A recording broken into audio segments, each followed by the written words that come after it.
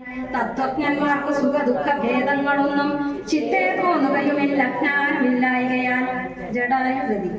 ശ്രീരാമദേവനേവം തിരഞ്ഞു നടക്കുമ്പോൾ തേരഴിഞ്ഞുടഞ്ഞു വീണാകുല മടവിയിൽ ശസ്ത്രചാപങ്ങളോടും കൂടവേ കിടക്കുന്നതെത്രയോ അടുത്തു കാണായതോ മധ്യേ മാർഗം.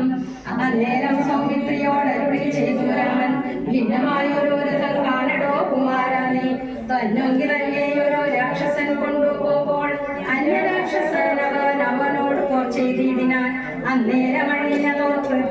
അന്നേരമഴിഞ്ഞതേ കോപ്പിതാ കിടക്കുന്നു എന്നു വന്നിടാം അവർ കൊന്നാരോ ഭക്ഷിച്ചാരോ.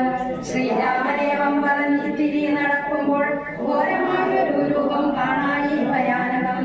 ജാനകി തന്നെ തിന്നു തൃപ്തനായൊരു യാതൊരു കിടക്കുന്ന നർമ്മനീ കണ്ടീരയോ.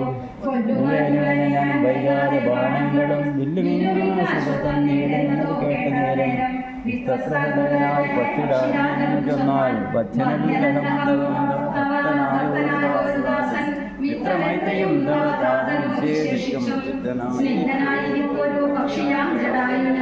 ദുഷ്ടനാശമുഖന്റെ പത്നി തന്നെ കട്ടുകൊണ്ട് ആകാശേ പോകുന്നേരം അറിഞ്ഞു ഞാൻ.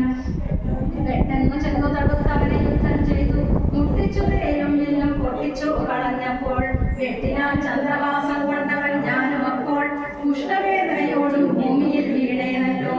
നിന്തിരുപടിയെ കണ്ടൊഴിഞ്ഞു മരിയായി നിന്ദിരാദേവിയോട് വരവും വാങ്ങിക്കൊണ്ടേ.